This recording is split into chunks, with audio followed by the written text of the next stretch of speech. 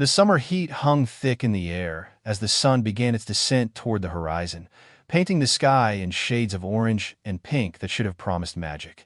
The Riverside County Fair was in full swing, a kaleidoscope of spinning rides, flashing lights, and the intoxicating aroma of funnel cake and caramel apples.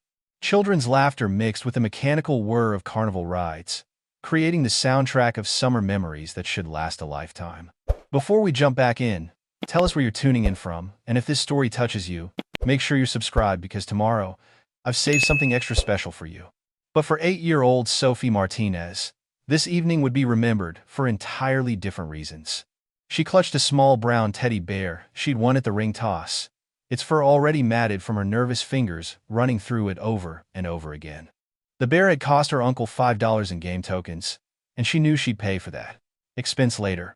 Everything had a price in Richard Martinez's house, and Sophie had learned to calculate the cost of every small joy, every moment of childhood wonder. Her yellow sundress, a hand-me-down from a neighbor's daughter, hung loose on her small frame. The fabric had once been bright and cheerful, but countless washings had faded it to the color of old butter. Her sneakers, bought from a thrift store, had holes near the toes that she tried to hide by curling her feet. But it wasn't her appearance that set her apart from the other children at the fair.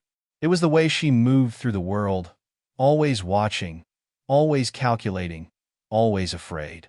Before this story continues, if you believe that every child deserves to feel safe, that kindness can come from the most unexpected places, and that sometimes heroes wear leather instead of capes, please take a moment to like, comment, share, and subscribe to this channel. Tell us in the comments where you're watching from tonight, because what happened next proves that family isn't always about blood relation. Sometimes, it's about the people who choose to stand between you and the monsters. Sophie's story began 2 years earlier, on a cold February night, when flames consumed everything she'd ever known. The house fire that killed her parents, Maria and Carlos Martinez, had been ruled an accident, a faulty space heater in their small apartment that ignited while the family slept. Sophie survived only because she'd been spending the night at a friend's house, celebrating a birthday with a sleepover that probably saved her life. Richard Martinez, her father's older brother, had stepped forward to take custody. To the social workers, he appeared to be a godsend, a successful small business owner with no criminal record, a man who seemed genuinely grief-stricken by his brother's death and determined to honor his memory by caring for his only child. Richard owned Martinez Auto Repair, a thriving business that had served the community for over 15 years. He coached Little League on weekends, donated generously to local charities, and was known throughout town as a pillar of the community. What the social workers couldn't see was the man who emerged when the public performance ended. Behind the closed doors of his modest 2-bedroom house on Elm Street, Richard revealed his true nature to the traumatized 8-year-old who had lost everything in a single night. The abuse began slowly, almost imperceptibly.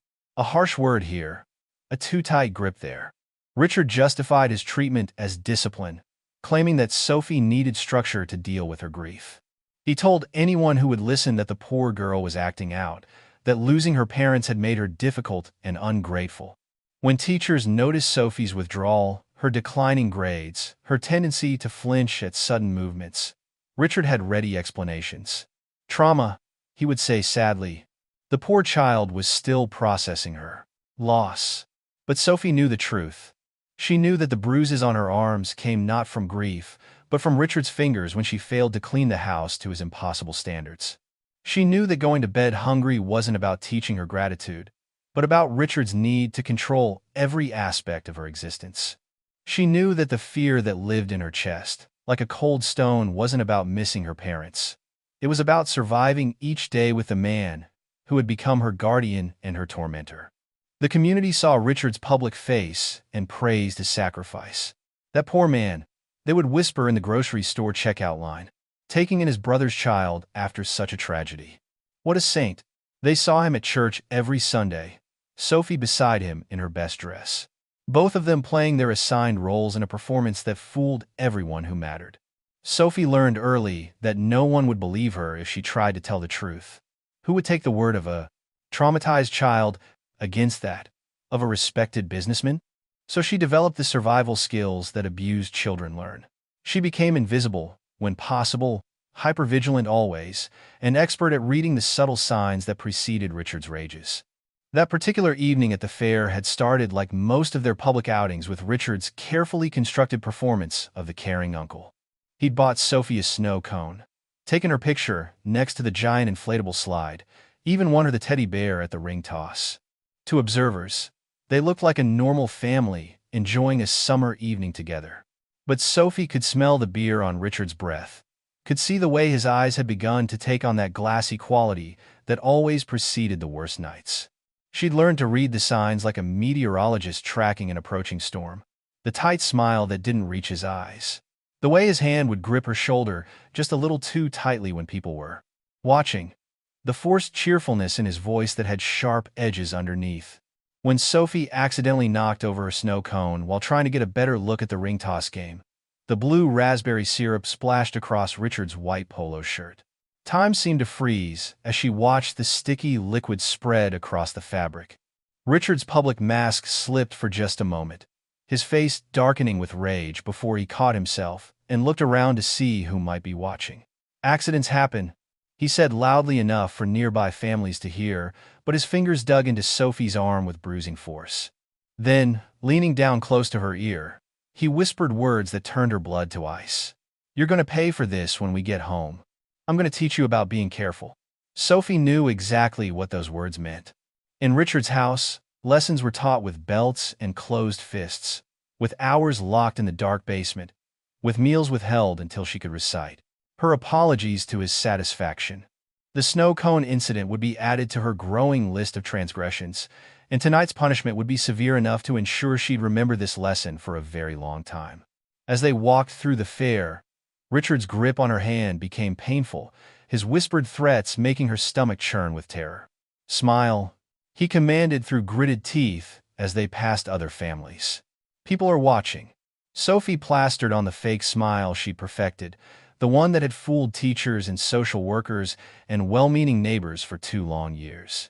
When Richard excused himself to visit the beer stand, ordering Sophie to wait by the game booths and warning her not to move so much as an inch, Sophie's survival instincts finally overrode her fear of disobedience. She looked at her uncle's retreating figure, thought about the coming night of punishment, and made a decision that would change her life forever. She ran. Through the crowd, she moved like a ghost, clutching her teddy bear to her chest, her heart hammering against her ribs. She didn't have a destination in mind, didn't have a plan beyond the desperate need to put distance between herself and the man who had turned her world into a daily nightmare. Families and couples moved around her like obstacles in a maze, their laughter and conversations creating a wall of sound that somehow made her feel even more alone. That's when she saw them. Near the fair's main entrance, a group of motorcycles sat parked in a neat row, their chrome and metal gleaming under the string lights that decorated the entrance gate. Beside the bikes stood their owners, 8 figures in black leather jackets, their conversation punctuated by deep laughter and the occasional clink of beer bottles. Most people gave the group a wide berth, parents steering their children toward other areas of the fair, their prejudices and fears triggered by the sight of leather-clad bikers. But Sophie saw something different. Maybe it was desperation, or maybe it was the instinct that children sometimes have for recognizing genuine protection. But something about the group drew her toward them instead of away. They looked strong in a way that had nothing to do with cruelty. They looked like people who wouldn't hurt someone smaller than themselves.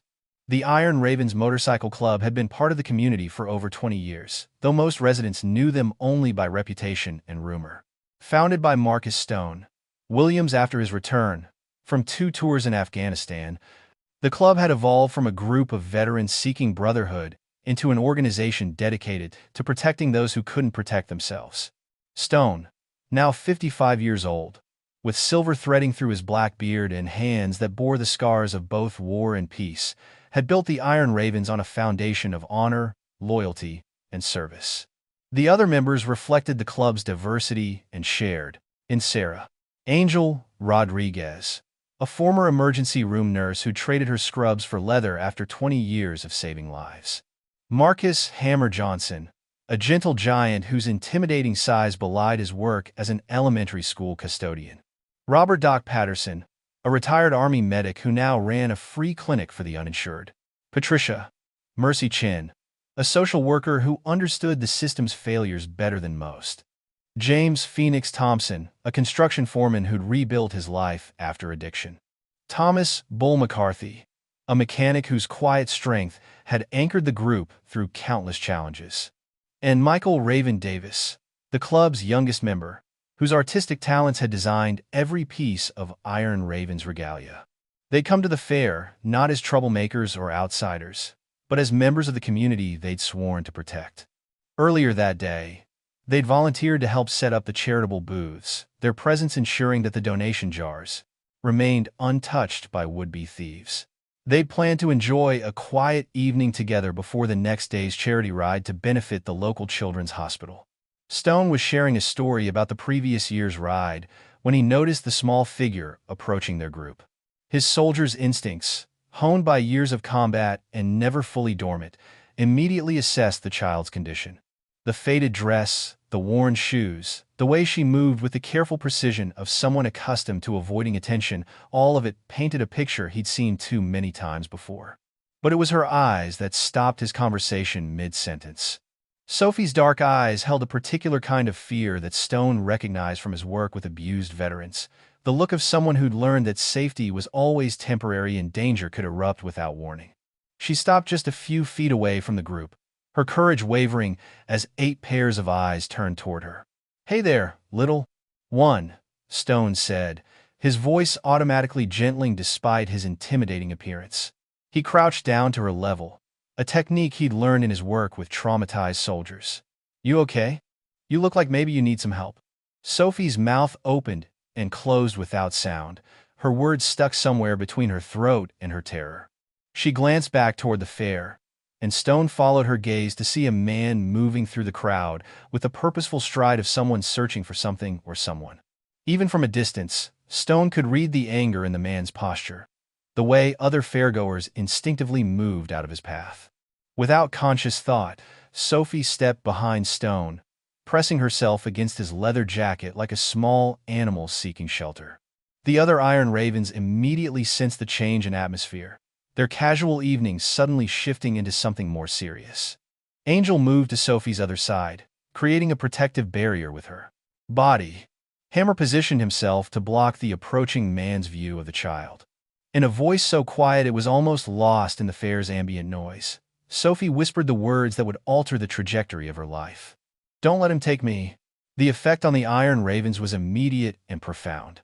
These were people who'd dedicated their lives to protection and service, who'd seen the worst of what humans could do to each other, and who'd sworn oaths to stand between predators and their prey.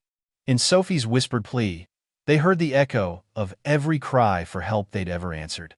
Stone's entire demeanor shifted, his relaxed posture becoming alert and focused. "Who's trying to take you, sweetheart?" he asked, his voice still gentle, but his eyes now scanning the crowd with military precision.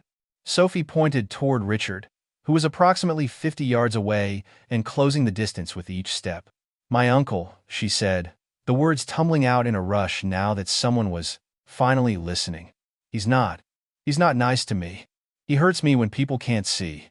And tonight he's really angry because I spilled my snow cone on his shirt, and he said he's going to teach me a lesson, and I know what that means, and I can't go back there tonight." The raw terror in her voice made Angel's jaw clench with suppressed fury.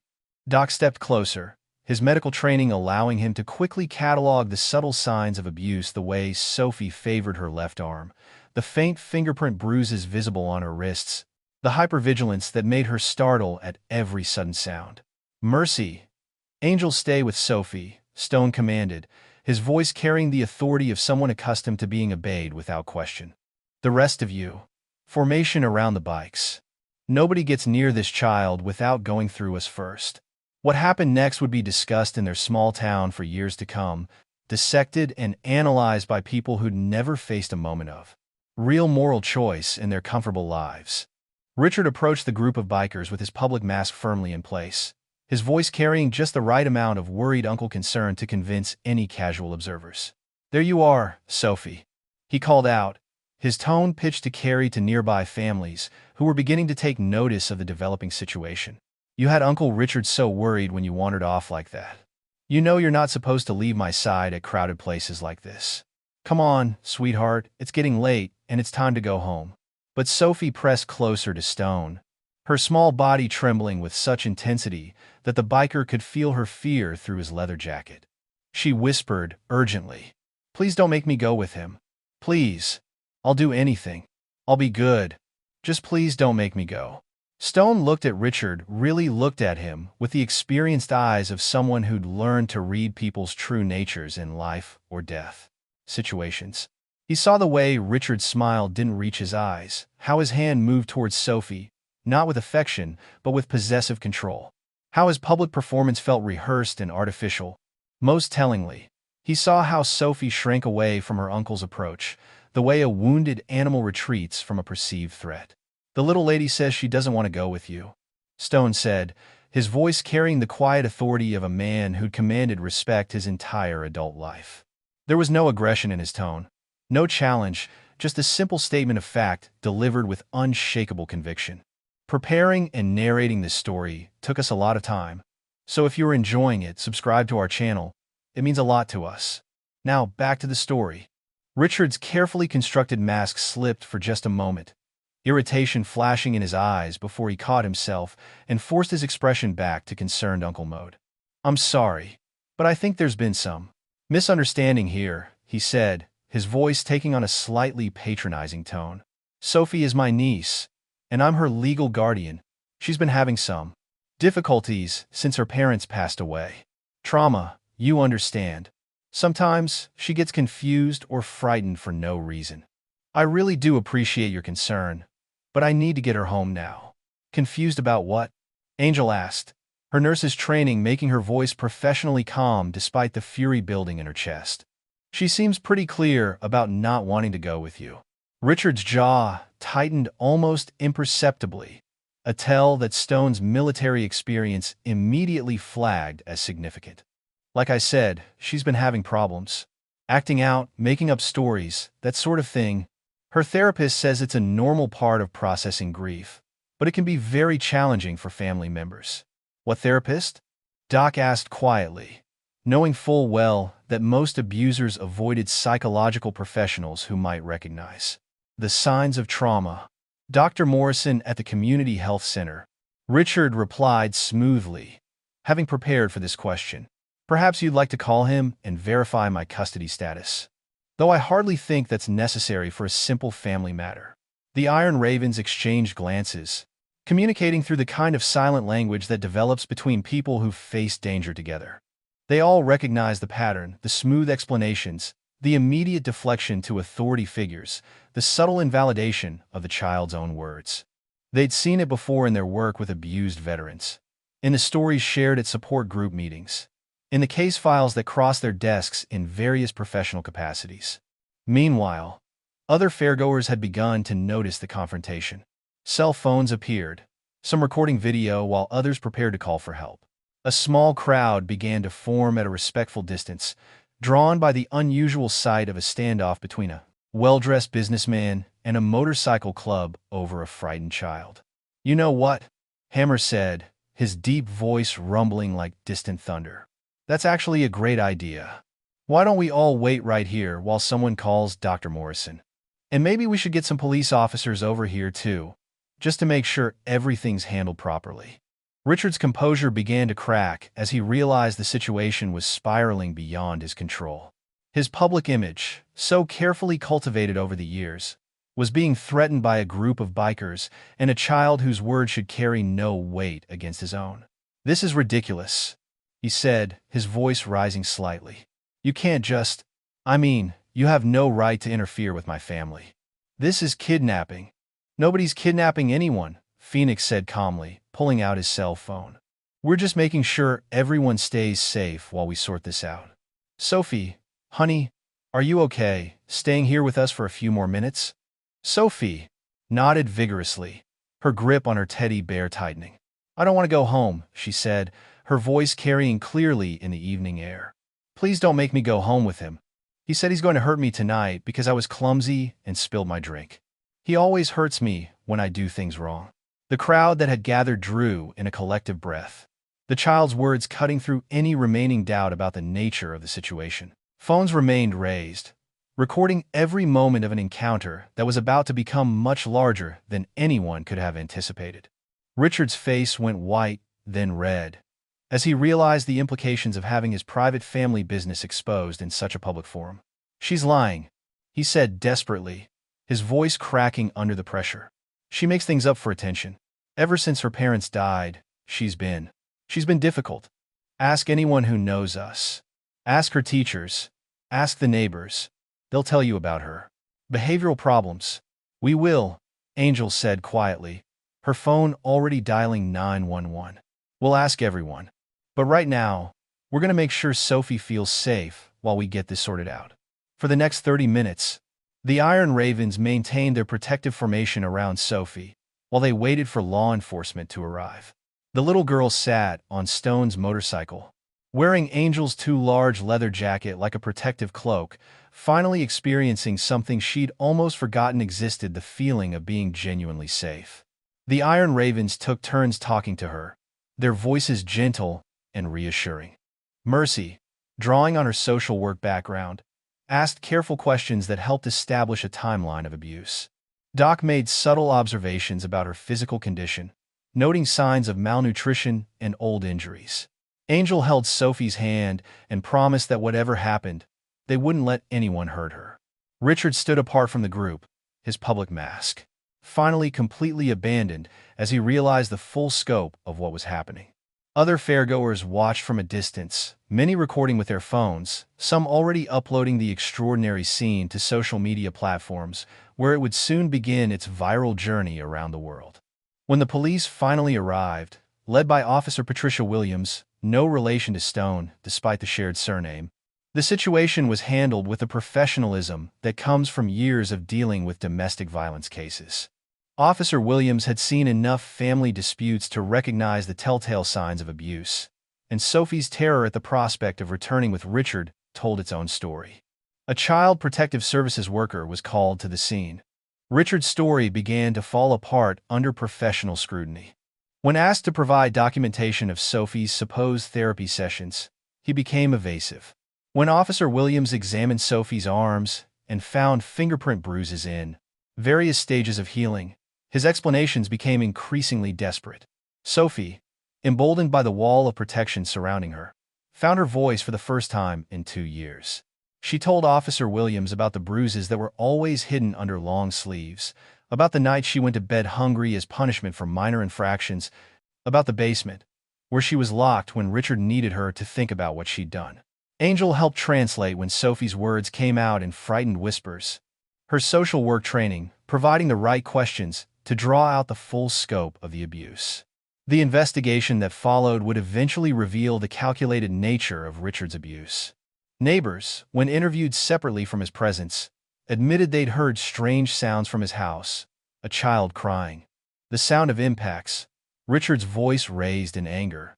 Teachers acknowledged that Sophie's grades had declined dramatically after moving in with her uncle, that she'd become withdrawn and anxious, that she frequently fell asleep in class as if she weren't getting adequate rest at home. Most damning was the testimony of other children in the neighborhood, who revealed that Sophie had tried to tell adults about her situation on multiple occasions, only to be dismissed as a traumatized child acting out.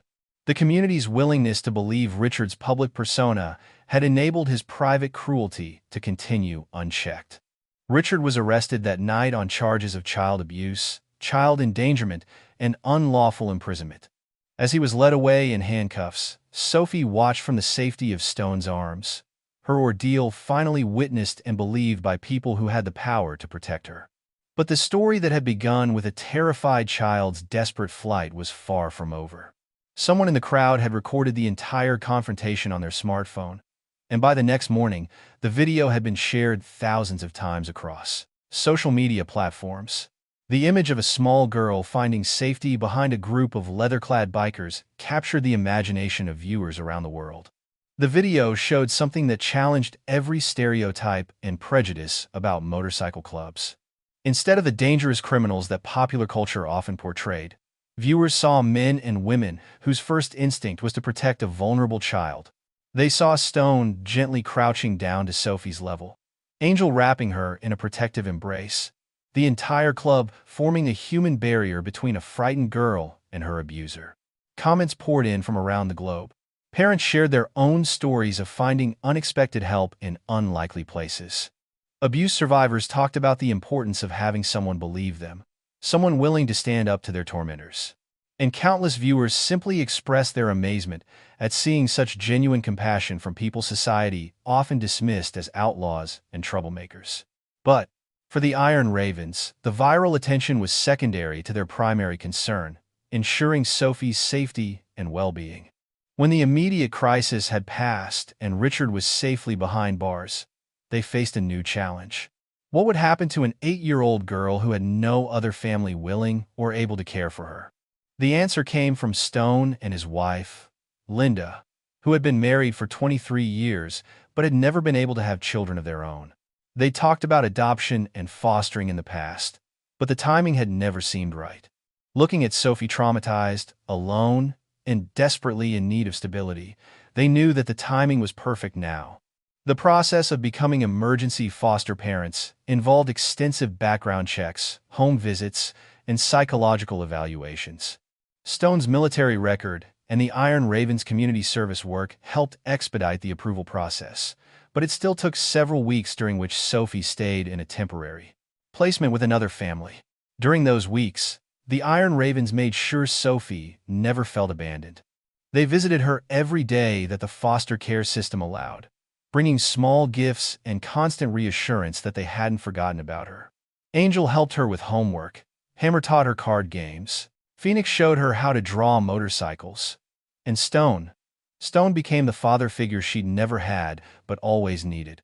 When Sophie was finally able to move in with Stone and Linda, the Iron Ravens made sure she understood that she wasn't just gaining foster parents, she was gaining an entire family. They held a formal adoption ceremony at their clubhouse, complete with a tiny leather jacket emblazoned with Raven Princess across the back and her own honorary patch declaring her an Iron Ravens family member. The transformation in Sophie was remarkable to witness. The hypervigilant, terrified child who'd hidden behind Stone at the fair began to bloom into a confident, joyful girl who knew she was loved and protected. She started sleeping through the night without nightmares. Her grades improved dramatically. Most importantly, she began to smile real smiles that reached her eyes and transformed her entire face. The viral video continued to spread, eventually reaching over 50 million views across various social media platforms. News outlets picked up the story, interviewing Stone and Sophie about their unlikely family. The attention brought unexpected benefits. Donations poured in for Sophie's future education. Offers of support came from Iron Ravens chapters across the country, and most significantly, other abuse survivors found the courage to speak up about their own situations. Richard's trial revealed the full extent of his cruelty. Medical experts testified about the pattern of injuries they found on Sophie's body. Psychological professionals explained the long-term effects of chronic abuse on developing children, and character witnesses painted a picture of a man whose public philanthropy had been a carefully constructed mask hiding his private sadism. He was sentenced to 15 years in prison, with the possibility of parole only after serving a minimum of 10 years. Sophie, now living safely with the Williams family, would never have to face him again.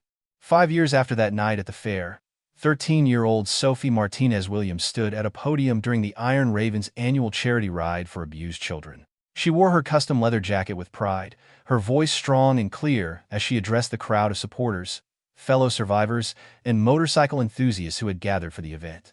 "People used to ask me if I was scared of bikers," she began, looking out at the hundreds of motorcycles assembled for the ride. "But I learned something important that night at the fair. The people who look the scariest on the outside are sometimes the ones with the biggest hearts. My family taught me that real strength isn't about being the loudest or the toughest person in the room. It's about protecting people who can't protect themselves. It's about standing up to bullies, even when it's difficult or dangerous. It's about choosing to help instead of walking away when someone needs you." The crowd erupted in applause, But Sophie raised her hand to indicate she wasn't finished. I want to talk to any kids who might be watching this, especially kids who are going through what I went through, she continued, her voice taking on a more serious tone. If you're scared, if you're hurting, if you think nobody cares about what's happening to you, I want you to know that you're wrong. There are people out there who will believe you, who will protect you, who will fight for you. Sometimes, those people don't look like what you expect heroes to look like. Sometimes they wear leather jackets and ride motorcycles. Sometimes they have tattoos and scars and voices that sound rough around the edges. She paused, looking directly into the news cameras that had come to cover the event. Don't be afraid to ask for help. Don't be afraid to tell someone when you're being hurt. And if the first person doesn't believe you, tell someone else. Keep telling people until someone listens, because I promise you that someone will. Family isn't just about blood relationships. Sometimes your real family is the people who choose to love you, who choose to protect you, who choose to stand between you and the things that hurt you. The speech would be viewed millions of times online, inspiring countless other abuse survivors to share their stories and seek help. But for Sophie, the views and likes didn't matter nearly as much as the knowledge that she'd found her place in the world with people who valued her safety and happiness above all else. The Iron Ravens had taught her that strength comes in many forms, that protection doesn't always wear a uniform, and that sometimes the most important thing you can do is simply refuse to let someone harm another person. They'd shown her that family is built on choice and commitment rather than genetics, and that love is demonstrated through actions rather than words. As the charity ride began and hundreds of motorcycles started their engines in synchronized preparation for the journey ahead, Sophie climbed onto the back of Stone's bike, secure in the knowledge that she was exactly where she belonged.